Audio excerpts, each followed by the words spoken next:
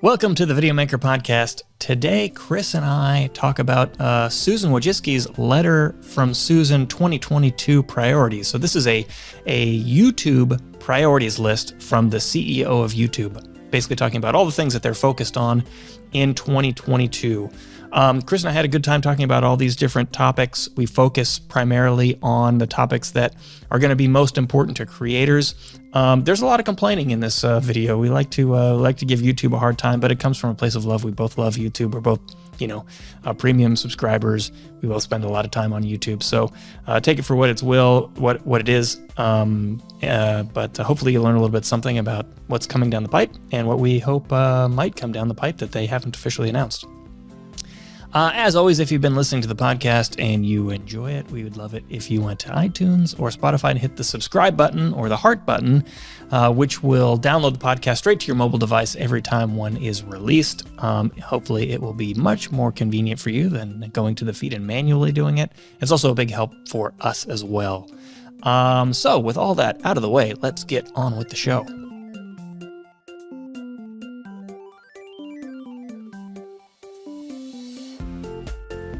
Welcome to the Videomaker podcast. I'm Mike Wilhelm, and with me, as always, is Chris Monlux. Hello. Chris, okay, so today, no new technical changes.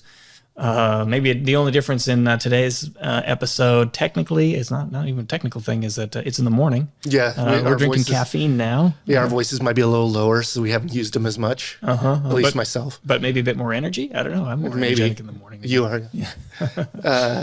Yeah. So today we're talking about basically the article and the video that I don't even know how to pronounce her name, Susan Wojcicki, the CEO of YouTube, put out recently, basically talking about their 2022 priorities. Chris and I both read this. We both have thoughts on it. Read it, and I watched it. He didn't watch it. I have some things to say about the video production of their video. Okay. Well, maybe we can start there before we dive into the meat of what you actually had to say. But I didn't watch the video. What did it look like?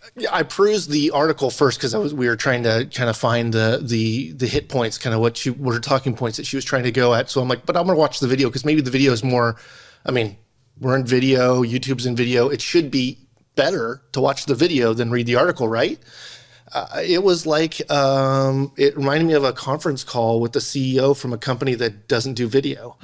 Her voice is very not articulated, doesn't feel polished, definitely sounded like it was recorded in an office. It wasn't, I just would expect some of the highest quality polish from YouTube, not like the other way around. And not only that, but the video that they included inside the presentation, so other YouTube channels' video, looked like they didn't even pull good versions of that stuff. Like they showed Mr. Beast and Mark Roper doing the trees thing that was in there, but the video looked like garbage. It looked like they recorded it off a tube TV that they ran through a bunch of processors. I was just really like underwhelmed by all of the things that weren't just graphics, and the graphics were nice. I mean, the editor did a great job because he probably got crap, but I'm like, come on, like I know we're in a pandemic and stuff, but it doesn't mean you have to.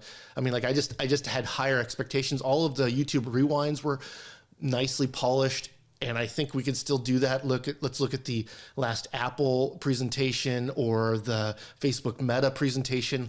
Like those were really high polish. Not only that, but showing off technology, like somewhat. I think, for Apple, of course, they're trying to show off a little bit, but I was just like, wow, this feels like YouTube doesn't matter what it looks like. And I guess that's somewhat true, I guess, but I don't know. I was just very kind of like, really? Like you didn't get someone to coach you through this voiceover? You didn't even show your face, not once. It's all graphics, and the video they show is pulled from from channels and stuff. I was just, and not only that, but the whole graphic styling of it all feels old to me. Like our whole 2022 priorities thing. I'm like, this looks like it was made in 1985 for McDonald's training video. Like I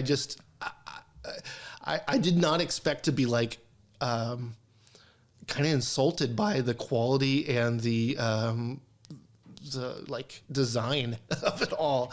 And I'm not, I mean, I like editing and there's a lot of good stuff here, but I was just like, come on, YouTube, you're freaking Google. Like, make a good video. I didn't know that her face wasn't even in it, which tells me, well, okay, so a couple thoughts on this. One, either this is an afterthought, or two, this is intentional.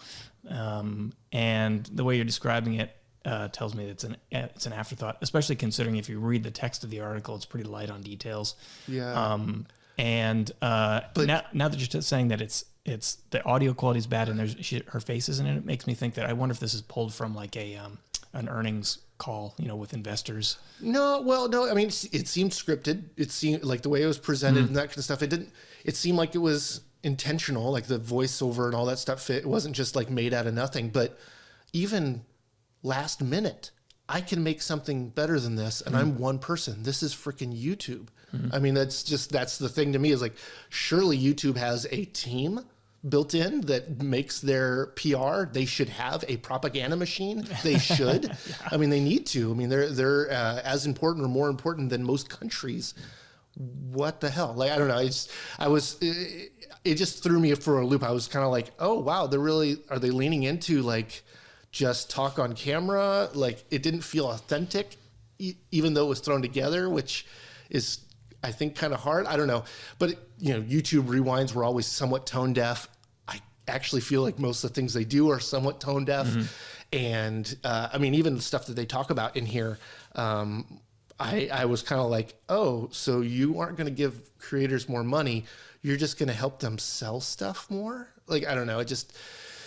We should get into the details now, but it was like all that tailed into some of the stuff that they were talking about that I still was like, I don't know. It just didn't feel like it was connected to reality. Yeah. So that's a good segue, I guess, into diving into the details. And we'll go through this. This isn't everything in the priorities list. Actually, I tried to pick out just the specific items that are important to creators. There's some stuff in here that's important to viewers and important to society, regarding misinformation and, dangerous content for children and all that. So we're not going to talk about that today, but rather than the relevant stuff for creators. So kind of right off the top, they are kind of talking mainly about, monetization tools. Yeah. And you hinted a little bit about this in terms of giving creators more money. There's nothing in here about helping creators increase their ad revenue outside of TikTok, YouTube Shorts, which we can talk about in a minute. But one of the first things she talks about is YouTube memberships. And particularly, she's highlighting a successful channel, and I hope I'm pronouncing this right, Hwang, which is a Korean educational channel that has just cracked 10,000 paid subscriptions, which I think they're $5 a piece or something. Which if you have $5 a month, yeah, exactly. YouTube takes a cut of that, obviously, but so just doing a little bit of math. This channel has 649,000 subscribers, so this means they converted 1.5% of their subscribers into paying members, which I think is pretty incredible. That having been said, I don't know if this is a good or a bad thing in terms of like the example that she picked out. So this is a Korean language channel that she is not promoting, but highlighting in this letter, which is not a terribly encouraging sign for the maybe English-speaking audience of it, who maybe want to look to someone, from who speaks their own language and their own culture, right, as an example of someone who can really succeed with YouTube memberships. Yeah, and I think, I even felt this when they announced it, which of course it was an exclusivity thing that you couldn't have memberships until you had a certain channel size and that kind of thing. Yeah. And it's like, I think this goes to show you could have members and not even a big subscriber base, that might be a misstep, but it's a complete reaction to Twitch. And that Twitch does this for everyone. Everybody can be a subscriber of somebody, no matter if they're small or not. You can gift them money. You can do all those things. You can do all of the things the big channels can do from the get-go. So I don't know. It's just weird. YouTube continues to try to be, I think, they have huge channels that, I don't even think they can justify the benefit of a huge channel much. if you look at some of the biggest channels like a PewDiePie or something like that, that still gets just a few million per video, yet they have he has 110 million subscribers or something like that. That surely doesn't show the strength or the benefit of having a big old channel. Now, given I don't think that YouTube wants to put any kind of effort behind PewDiePie because the two of them don't agree or see eye to eye on how things should go. And I'm on PewDiePie's side in this, in that they have things very backwards. And I think this was just the first little bit of like, oh, we won't give you some of, the pie. We make a good majority of the money from the ads that are on here. We were willing to give you some of that, pennies really.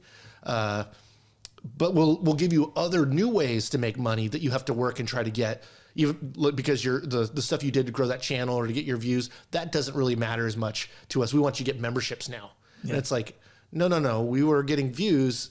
Shouldn't that be enough to support us? Yeah. And that's, I don't know. So I think actually I'm a bit more optimistic on this front in the sense that I don't know that anything is really going to change too much in terms of, I'm going to say, helping creators achieve a middle-class income with ad revenue. Like the only way to really do that is to increase the rates on ads or increase the number of ads that run on your videos. Profit. Or take less of a cut. Actually, yeah, that's. That's my thought. Is I really think that YouTube is overlooking that they should just pay their. A lot of pay right now is rising, and a YouTuber is pretty much an employee of YouTube.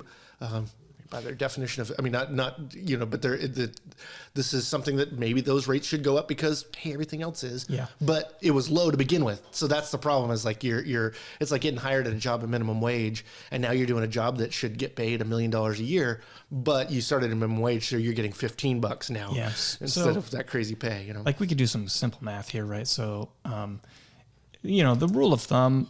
We've done this math before, but if you have a channel with 1 million subscribers, you probably can make a middle-class living from that channel. And so let's just say hypothetically, a middle-class living is anywhere between like what, $40,000 and $100,000 a year. Yeah, depending on your family size and stuff. Yeah, exactly. So if we look at this other channel that she mentioned, Huang as an example, who has 10,000 paying subscribers, just did the math on this. 10,000 paying subscribers, that's 649,000 subscribers. A perfectly achievable number for anyone who is really serious about creating. That's revenue of $35,000 a month. A month, take home. Just a huge jump. Exactly. Which is great.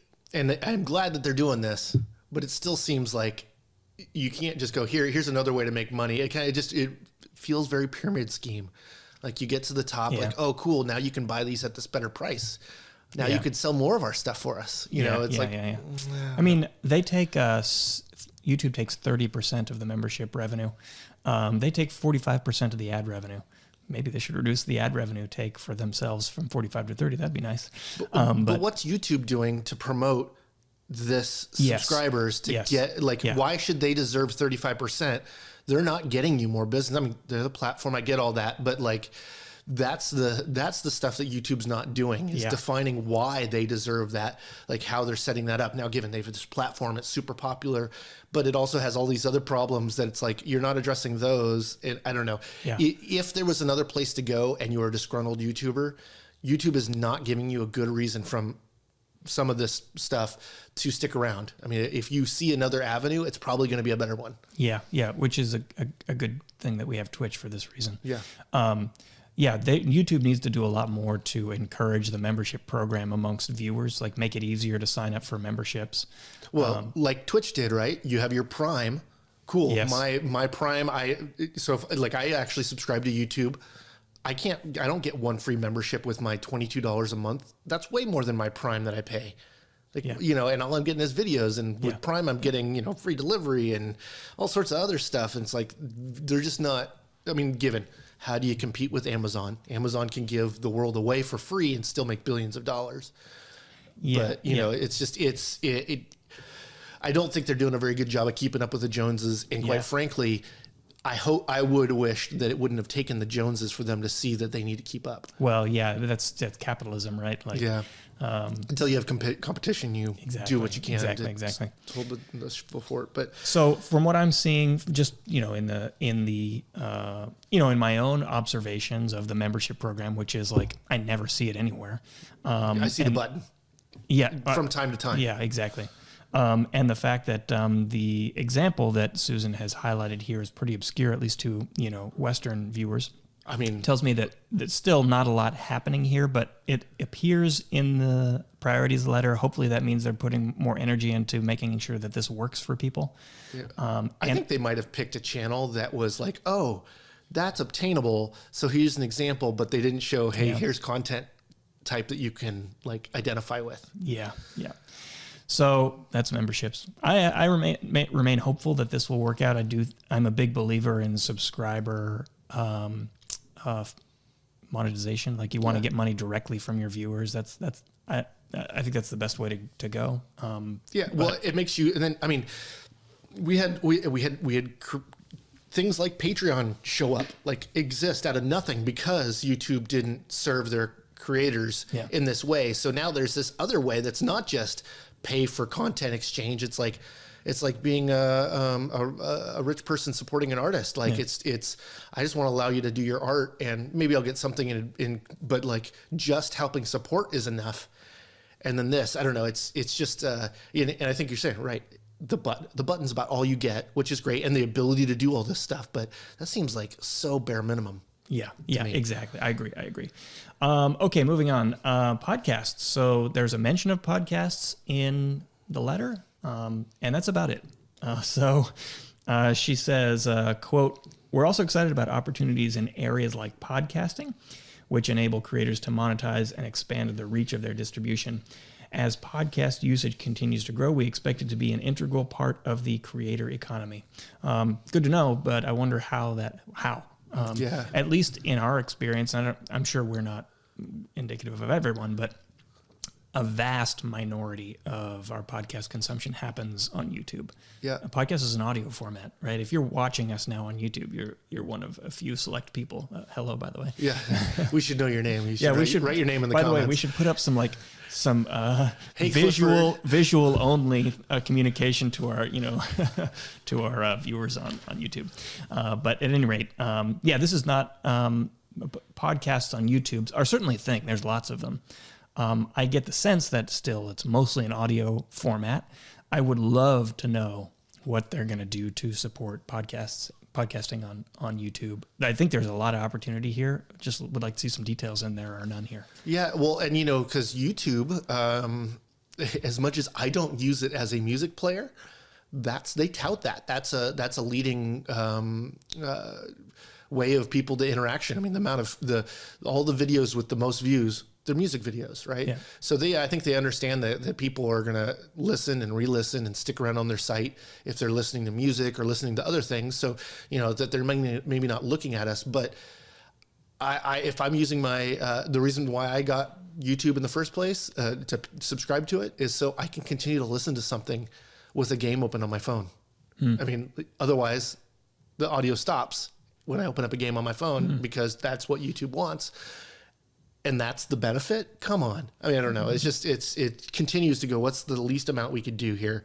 I feel I sound disgruntled. I guess I kind of am. Well, actually, as I'm looking through this, there's a lot of things to complain about, but I understand that this is a publicly traded company. They are all publicly traded companies and a lot of private companies. They don't really want to talk about details before they're fully baked. Yeah. So again, like memberships, I'm hopeful. But memberships have been around for a long time. Yeah. There's very little progress there. Podcasts have been around for a long time. Very little progress. No details here. I think the biggest thing for podcasts is for someone to make a good discovery. Yes.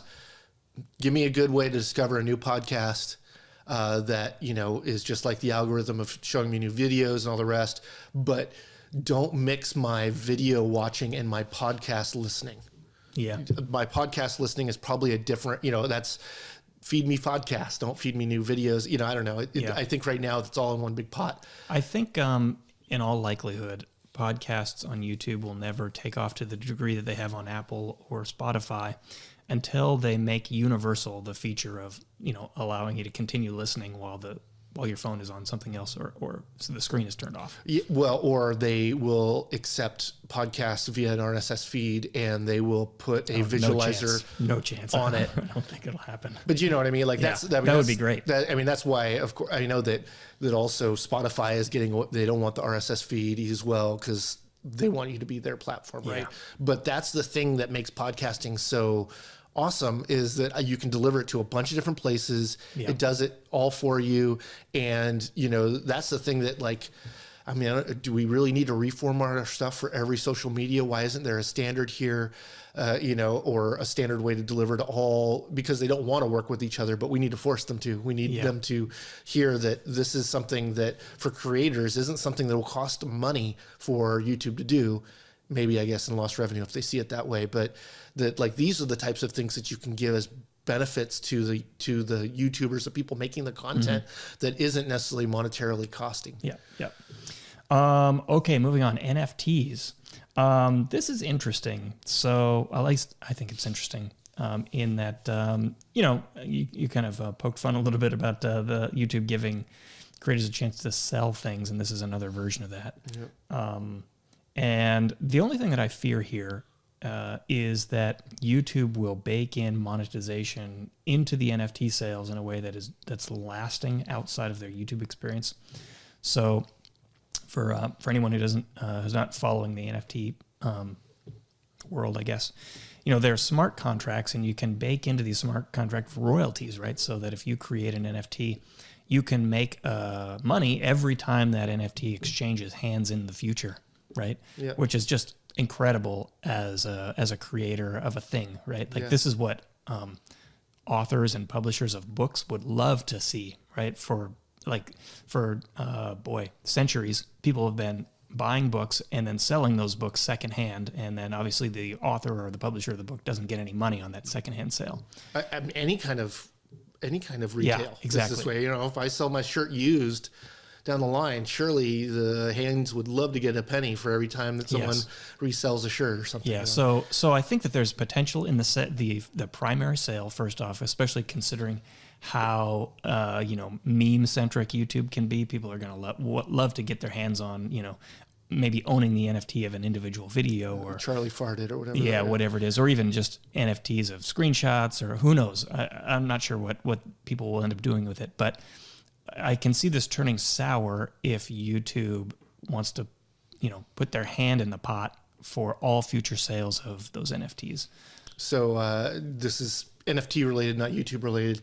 OpenSea recently said that it's either 60 or 70% of the NFTs that are created on OpenSea are made by not the creator, and it's stolen content. Yeah, there's big problems with that. Right, with, that whole market. But the remaining of that category, the 40 or 50 or 30 or 40% is big money and is the people, right? Yeah. So it's they're willing to and so this makes me think of early YouTube when everybody was doing reaction videos or doing covers or doing something that now someone could not make big. In fact, not only that, but they will have the boot on their neck while they're making it, taking all of their money.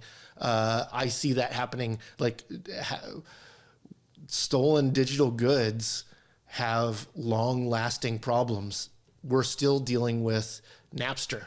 The music industry is still not settled after that. We still haven't found a new business model that really works for, the industry as a whole. Everybody's trying to find their different avenue and way to do it. And that's coming up with some nefarious business models. And I think it's because we have this really broken system of that was stealing, so people have devalued it. And I don't know, it's just I worry that NFTs are not gonna, if we don't regulate theft of art now, it will never become a thing that can be long-standing. I don't see it being, because they'll have all these, just like as if you were making a currency, if 60% of your currency people were making copies of and using it, pretty soon your currency is not going to have any value. Yeah. And this is kind of derailing the conversation, but yeah, there's big problems with this. I think they'll eventually be worked out. but it might be a while, especially with theft and the fact that just due to the nature of the decentralized nature of the blockchain, you can't get your money back if something goes wrong. There is no central authority that can just take the money out of someone's account or wallet and put it in another one. Yeah. I think there's two things about this. One, yet another carrot that is not grown, that YouTube's throwing at their creators. Yeah. You know what I mean? This is like, hey, here's something else you could do that maybe won't be good for you, or maybe could be great. And the other is just that I could see YouTube going, we're going to make a royalty every time it's sold because you did it through us. So we're going to have a little finger in this. And so we're going to be making money forever. And it's like, no, YouTube, you don't need to find new ways to monetize for yourself. You need to monetize for your creators so they stick around. Yeah, yeah.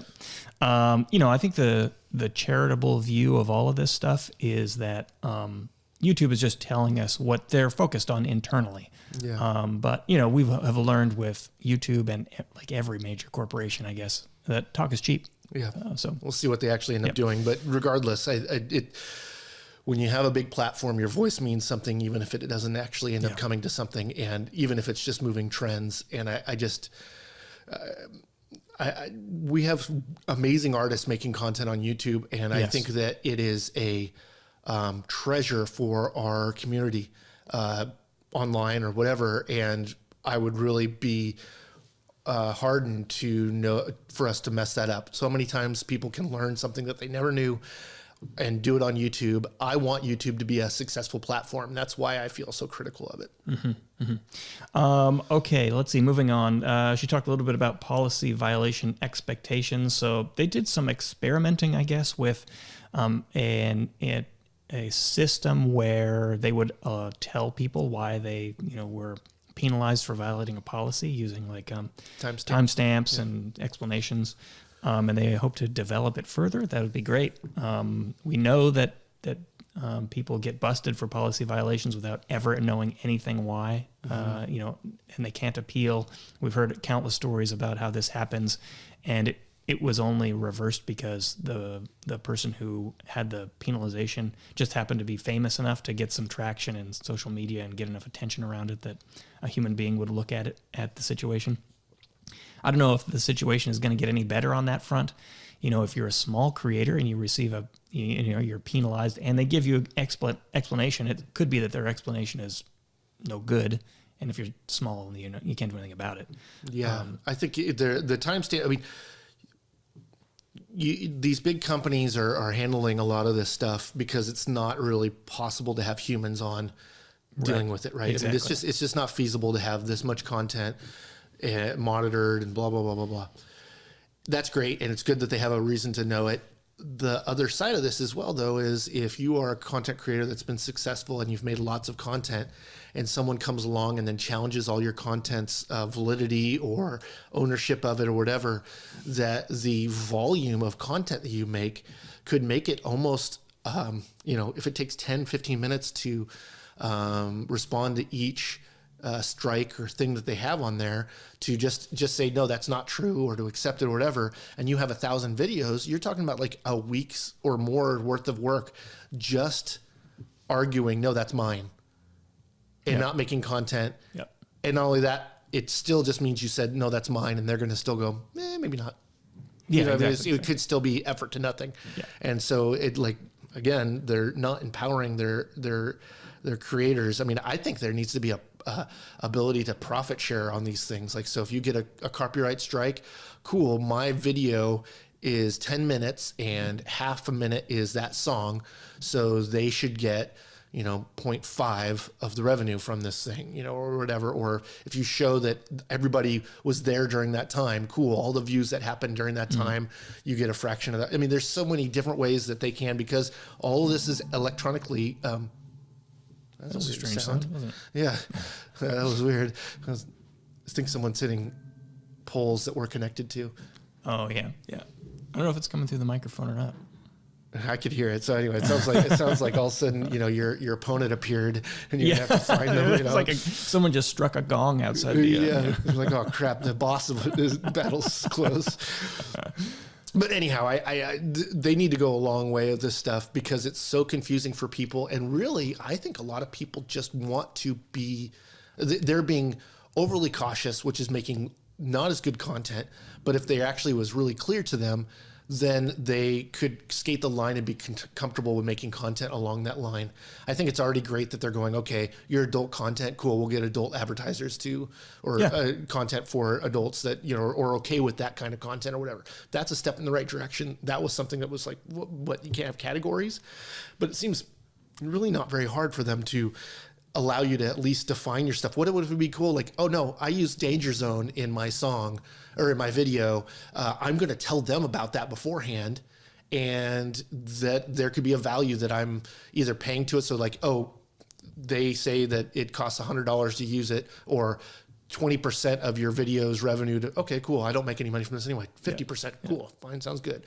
Whereas others, you know, might be like, you know, I make $1,000 from this. I'm not giving you $500 for whatever. So I think they can get somewhere with it. Hopefully they do. Yeah, I have a lot of sympathy for YouTube on this front because, like you said, there's no way a human being can monitor everything that happens here. And we're talking about dispute resolutions, and different parties have different preferences in the sense that, you know, we're talking about revenue sharing. Well, it's possible that someone could own the copyright of something and say, no, I don't want to do any revenue sharing. You just can't use it. Yeah. You know, and that's allowed. I mean, YouTube does that. They'll just take the video down. Yeah. I think that it's one of those things. You are doing contractless entertainment law. Yeah. I mean, there are different perspectives on the same argument. Yeah. These are legal arguments, and you're having a bot choose between them. The problem is, of course, that someone is a outstanding winner in this kind of thing. It's usually publishers. Yeah. And now maybe that's a business model, but I mean, look at like TikTok. It's already a defined thing. They know how much it's being paid. Yep. Like, just define the stuff, and this won't be confusing anymore. Yeah. Yep. Okay, moving on. The Shorts Fund. I thought this was so funny in a bad way when I read this. Man, we're just bagging on YouTube this whole time, I guess, right? Yeah. I thought it was funny because just coincidentally, like a few days before, actually looks like a couple weeks before, this letter came out. Hank Green put out a video about a similar concept with, not similar concept, same concept, but with TikTok. His video, by the way, is TikTok Sucks. So TikTok Sucks, Hank Green, if you want to Google it, where he breaks down why these shorts funds are a bad idea. But kind of just to summarize the situation, YouTube, TikTok did this as well, has set aside a chunk of money that says, we're going to basically take this money and we're going to distribute it to people who create shorts. And we're going to distribute it based on the number of views that they get. Because you can't really use pre-roll with shorts because there's not a pre-roll in front of every video. It like happens every if your short's 30 seconds, it's going to be hard to sit through a 30-second ad to get to a 30-second video. Yeah, exactly. So they just say, well, we just have this money, and we're going to everyone who makes TikToks or shorts is going to share it, basically. Yeah. The problem is it's a fixed number, and it's too small. So in this case, we're talking about $100 million. That's the Shorts Fund, $100 million that they're going to split up amongst all the creators based on their views. Amongst 5 trillion views. Yeah, that's the catch, right? There were 5 trillion views of shorts. So let's do the math on this. I don't know how long shorts have been on YouTube, but let's pretend, first off, for this first scenario, that it's only been in the last year. This, by the way, the Shorts Fund has been in place since May of last year. With 5 trillion views, if you split that up, that means creators are earning a 0.2 cents CPM, 0.2 of 1 penny for every 1,000 views. So if you're charitable, you could go, okay, well, those 5 trillion views have happened since the beginning of shorts. So, you can't count that since the Creator Fund only started in May. Okay, so let's just say only 1 trillion of those have happened since May, or it will happen in the next year. By the way, this Creator Fund is spanning 2021 and 2022. So let's just cut it down to 1 trillion. Well, that's 1 penny per 1,000 views, right? Still hardly anything. Yeah. And then making matters worse is shorts are becoming more popular. So there's more views every month than the previous months, and this is a fixed amount. So if suddenly we have twice as many views, then that means everyone's revenue, their CPM, is cut in half because it's the same pool of money that's now being shared among twice as much content or twice as many views. So this is problematic. YouTube is socialist. That's what they're just giving away free money, and this is the problem. If this was actually commerce, the money would rise as popularity would rise, and this would be good, right? So, so they've said that this is just like the first steps in developing a more long-lasting program. So we can take them at their word, give them the benefit of the doubt, that assuming that that's the case. But this is what TikTok is doing. YouTube is doing the same thing. They're all getting on board. They would love it if this stuck, if everyone was happy with this, because $100 million for YouTube is pennies. Yeah, it's or a penny. Literally a penny to every person that gets 1,000 views. Yes. I think the general population out there that's doing stuff that's not like, I'm a creator, this is the thing I'm doing. They're doing it somewhat laissez-faire. They're like excited about making a little money. Oh, cool, I made a little money on this. But would they ever make 1,000 views? I mean, that's the thing is like, I think a couple hundred people are stoked. I mean, when my dogs have a birthday, my wife puts a picture of them on a dog site that's the type of dog that they are. And she is so happy when she does it because she gets like 100 likes and just so excited. I'm like, but if you bought those 100 likes, it reminds me of like when you go to the Chuck E. Cheese and you win all the tickets that you just spent $50 for, and then you get your 7-cent candy with the $50 of tokens tickets you just won. It's very not. It's continuing to be this big business thing that's not actually trying to help those that are really the foundation of the channel. All they need to do is do enough to keep people off of their competitors' platform, right? So YouTube has this big advantage that they do a rev share for ad revenue, and no one else is doing this. So they have a lot of creators. But if you ask me, if YouTube was started today, that wouldn't exist. They would do the bare minimum to keep people posting on YouTube instead of Instagram or Facebook, right? And so this is what they're doing now. They're kind of matching TikTok, and maybe they'll give a little bit more money than TikTok. Actually, I think TikTok, I don't know what TikTok creator pool is, but I think it's pretty close. So maybe you earn a little bit more. Maybe you earn a full penny instead of 0.8 of a penny or something. It just makes me think of the earnings that just happened yesterday from Facebook, right? They lost for the first time ever users, never reported any amount of loss it was always growing. And they lost 26% of the market share of their their stock value. Stock value. Yep. $200 billion worth in a day gone, largest ever. And what do they credit?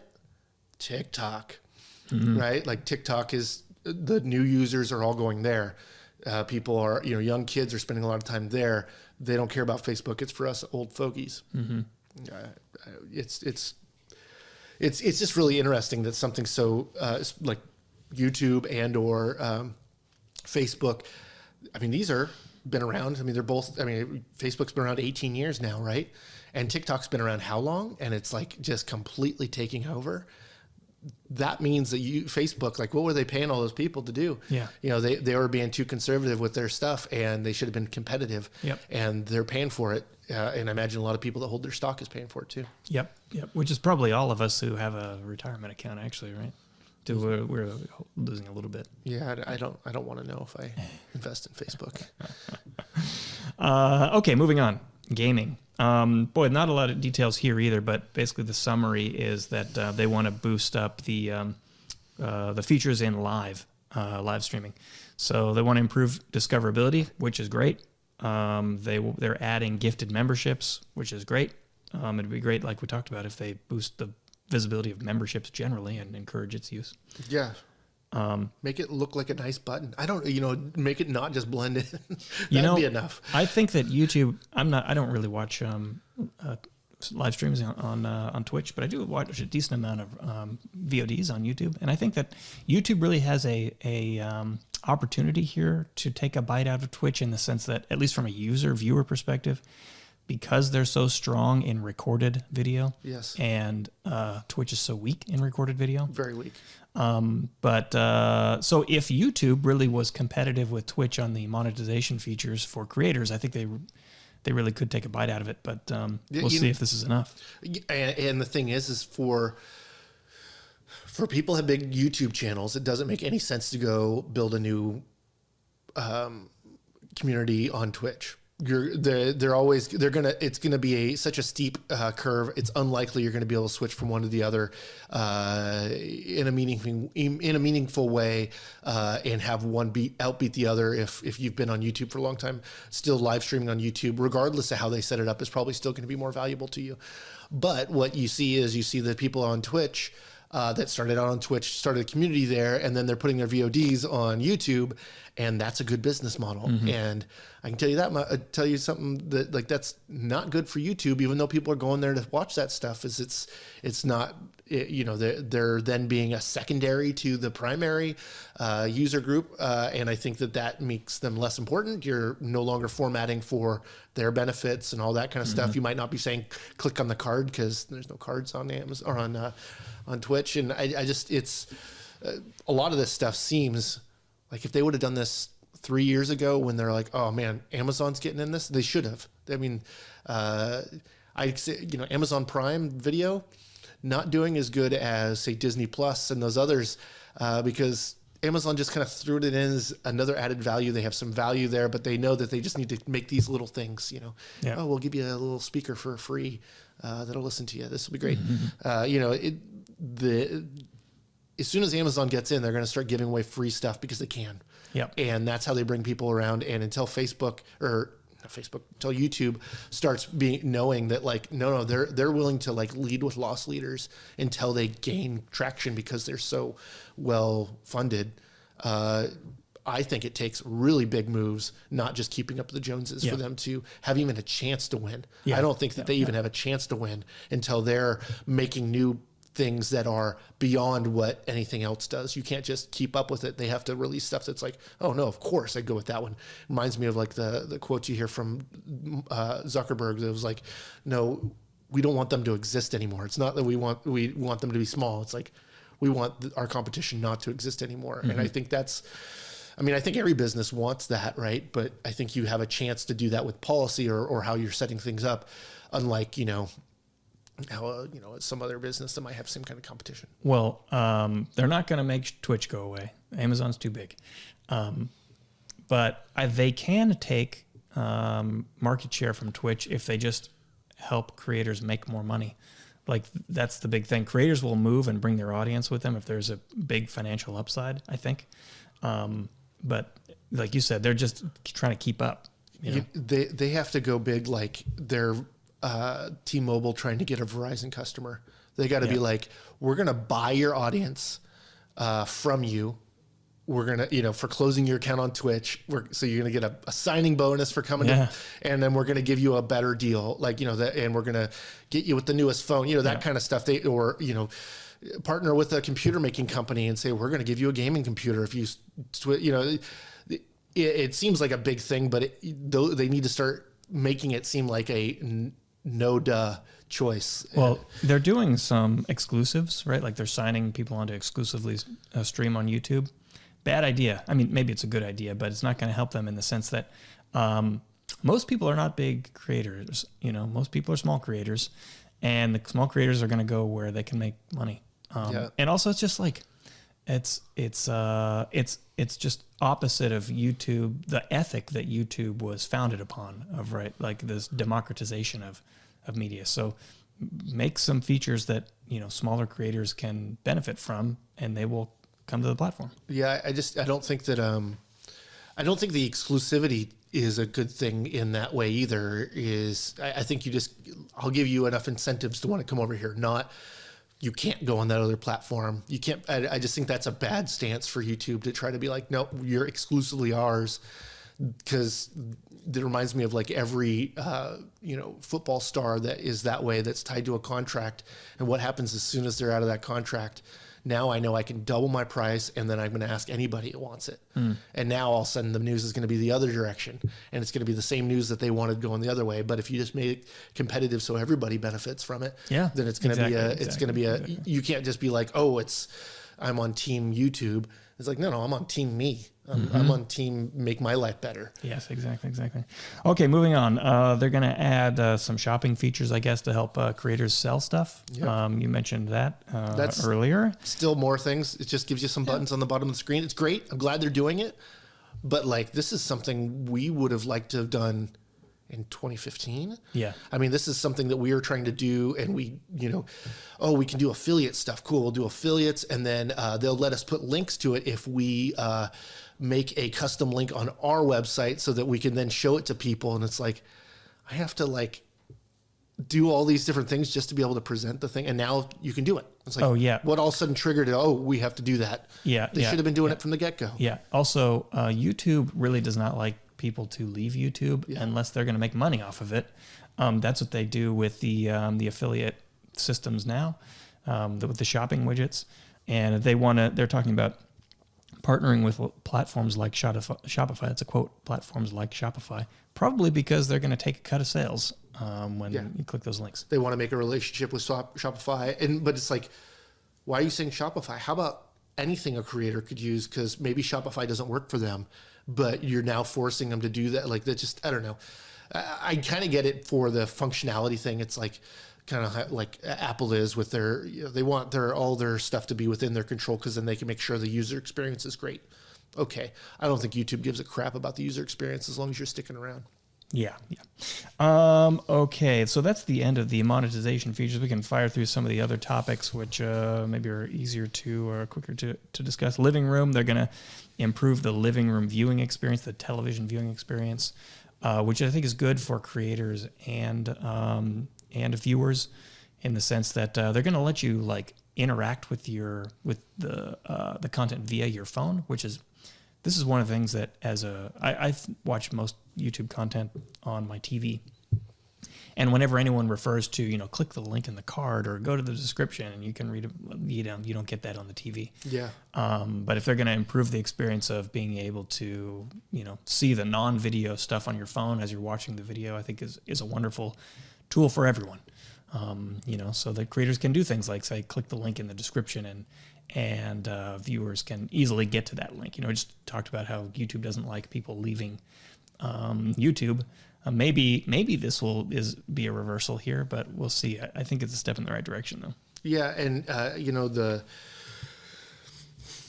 it's interesting because I think we're going to have some creator education we're going to have to help with in that if you were only making internet video and now your internet video is being broadcast on a television, you're going to need to know what title and action safe is, because it's a problem. Yeah. Because if you watch YouTube videos on your TV, which I do, my TV has like no bezel, very little. That's why we chose it. We liked it that way.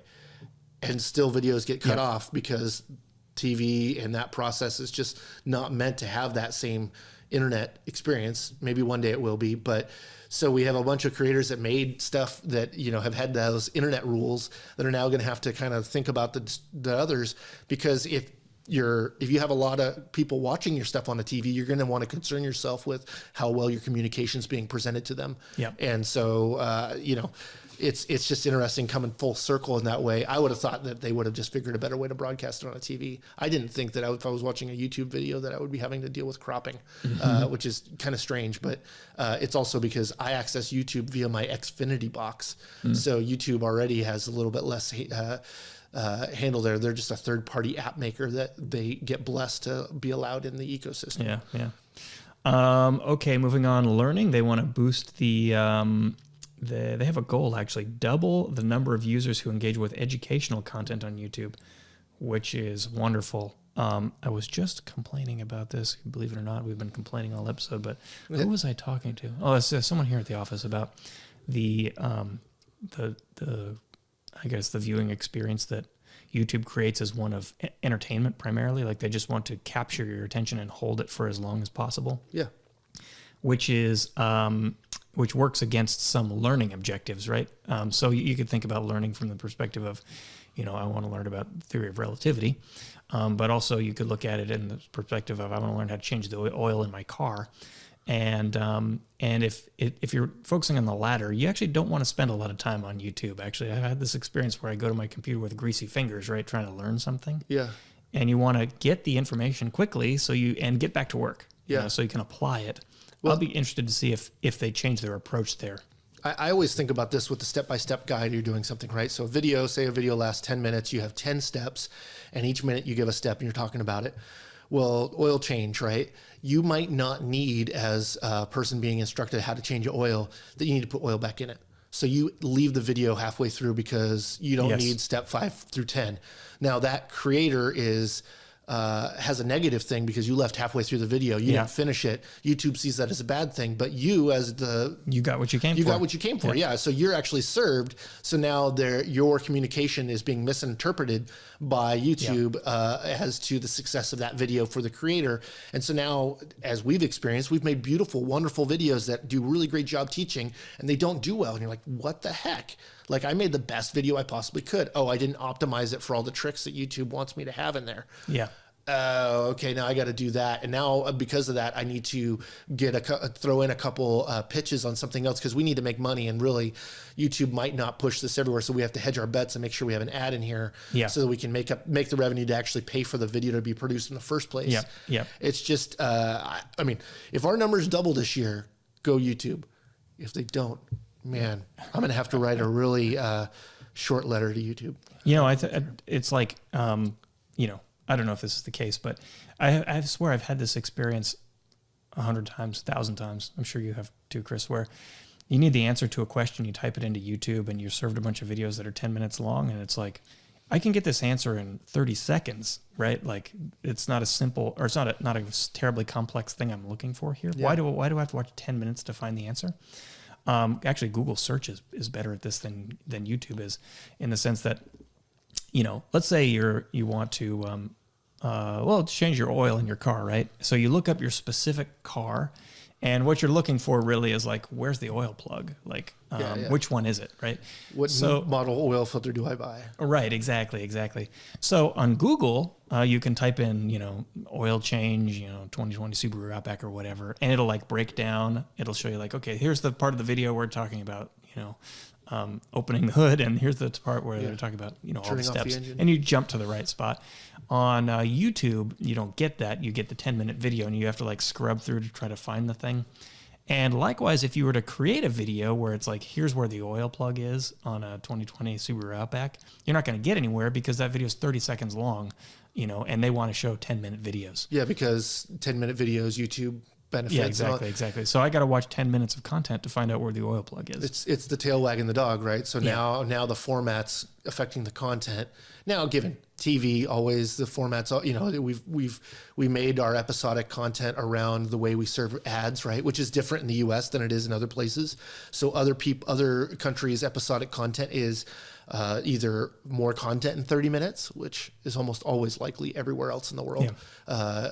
But the length of the breaks and all that kind of thing, even your tools of retention, right? So if I knew if there's an ad that's in the middle of my video, I probably want to make a question, why do you, every time I watch Pawn Stars, I like that show, they have some kind of thing before the break that you get the answer at the other side of the break because they want you coming back. They don't want you being like bored because you're not actually looking for the Charmin toilet paper that they're selling and you're like, meh, and you change the channel. They don't want that. Yep. So all this is to say that I hope that they do this. I hope that they revise their algorithm or make a new algorithm, I guess, specifically for learning content that optimizes for different metrics than entertainment content. Yeah. That would be wonderful. I think this is a noble cause, and hopefully they do it in such a way that is that actually helps people learn. Yeah, because I think that the majority of people that aren't daily YouTube viewers, which I think is probably where a lot of the views come from still, it's like the masses, but like one view at a time versus like the perpetual viewer. Because if you look at like even our subscribers, majority of our videos, our subscriber base isn't the majority of the people that are watching it. It's just they I don't know where I was going with this. Sorry.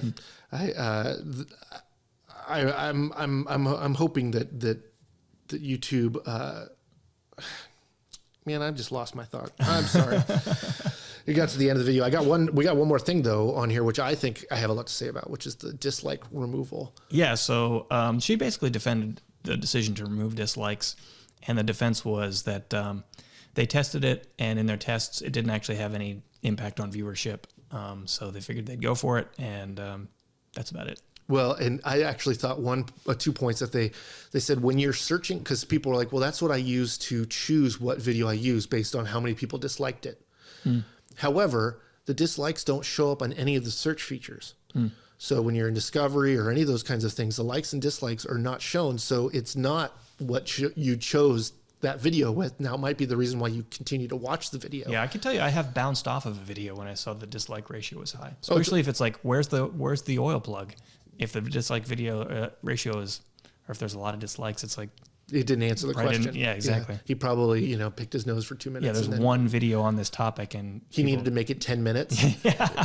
So he started with, how to choose a car. Yeah. But I actually really like it. I think it's valid in that,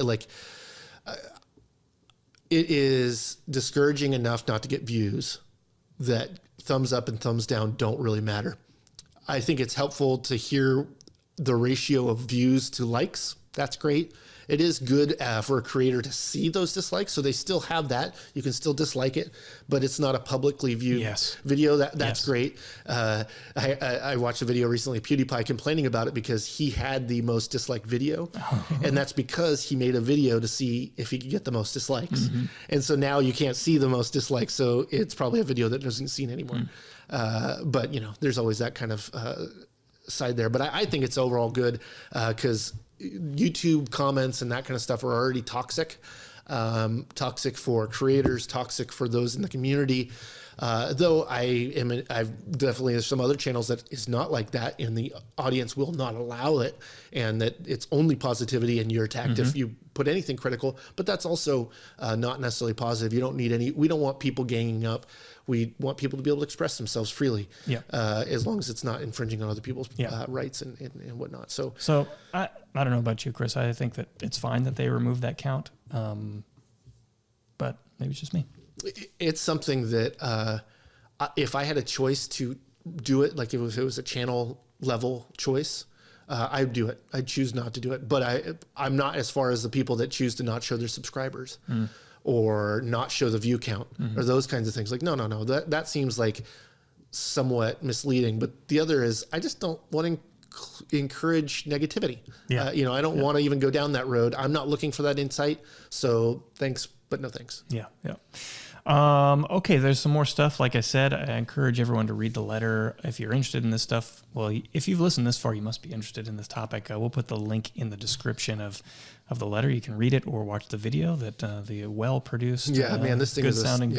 Next video you should make it look just like this, and you will be up with the times. Yes, exactly. And actually, one final caveat before we close this out is that Chris and I are big YouTube fans. We're both YouTube Premium subscribers. Yep.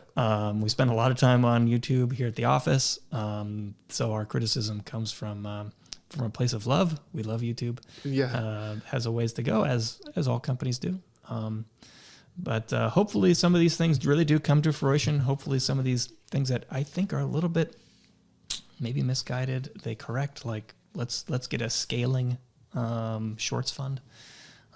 But at any rate, that is everything I think that we've found in this letter that's relevant to creators. There is a lot relevant here. I'd love to see some more details. I think that the takeaway from this is more so if you are looking to put effort into YouTube this next year, these are the things that YouTube will be catapulting themselves. They'll be putting efforts into these things. Shorts are obviously a priority for YouTube. So if you do them right now, it's likely they're going to have it. Like I get pushed shorts on YouTube and there's sometimes I forget. I'm like, I'm on Facebook. No, I'm on Instagram. Oh no, I'm on YouTube watching. And of course they're all still labeled TikTok, which is really funny. But that, these are the things to pay attention to if you want to gain some traction this next year. These are the things that YouTube is focusing on. So likely these are the things that are going to get a little extra attention, might get some outside of the algorithm influence. And so these are good things to focus on if you're trying to grow in the next year. These are the things that YouTube's focusing on. So take them, even though a lot of stuff we might complain about, like Mike said, I mean, it's because I want YouTube to be awesome because I continue to use it all the time. I want it to be better because there are times where I'm like, why am I wish I had something better to choose from. But most of the time, that's just because I've watched too much. Yeah. It's like, oh man, I wish I had more, but I watched all this content creators' content. You know, you hit on something there that I think is worth emphasizing, which is out of the algorithm help. So all of these platforms, whenever they have a new thing that they really want to catch on, they give it some artificial boost, right? Yep. Like Facebook did this when they came out with their live feature. Anyone could stream live. They're doing every live stream they pushed way up to the top, gave lots of visibility to. So if you're quick about it and you can identify these, jump on it, and it's possible that YouTube will really give a lot of extra focus and attention on your video or your monetization scheme or whatever you have it to give it make sure that it works out. Yeah, but just like it, they turn off the faucet. They do, yeah. You don't want to put all your eggs in one basket. When we were on Facebook, when we first started doing live streams, man, we were getting tens of thousands of people watching. And then all of a sudden, one day, it was less than 1,000. It's like, we did nothing different. Oh, now YouTube's going, hey, you like that? You can pay us. Yeah. Now, luckily, YouTube doesn't do that kind of thing. Facebook directly. did that. Facebook directly did that. Yeah. But I don't think you're necessarily going to get the, hey, pay for it, but there's going to be a time when they're not going to be prioritizing stories anymore. And so they're no longer going to be the gimmick to get launched into the next level or to go there. Yep. So it's just more of, whenever their newish push is going to be, I mean, the cool thing is like YouTube does this when you have a new video. Your video no longer is affected by the algorithm when you first put it out there. As long as it has new on there, it is in the list only because it's new, not because people watched it and they want you to show it. They want to give it a chance for people to watch it to get information about it. So there's just a lot of things like that you can use if you're aware of them, but they're not always the horse you want to ride into the sunset on. Yes, exactly. It's rather just, one path to the next journey. Yep. Okay, so let's see. We were over time 15 minutes ago. Yeah. So maybe we'll call it there. This is a long one. Yeah, that's right. Thanks, everyone, for tuning in. We'll catch you next time. Big thanks to everyone for listening. As always, if you are enjoying the podcast, which you have made it over an hour into this episode, so we hope that means you enjoy it. Love it if you went to iTunes and gave us a 5-star review. It's a big help to the visibility of the podcast. Also, if you're not subscribed, we really encourage you to subscribe to the Videomaker newsletter, where we send you emails a few times a week containing industry news, video production tips, reviews, basically everything that we do will come to you in your email. You can get that at videomaker.com/newsletter. So for Chris Monlux and everyone here at Videomaker, I'm Mike Wilhelm, and you've been listening to the Videomaker podcast. We'll catch you next time.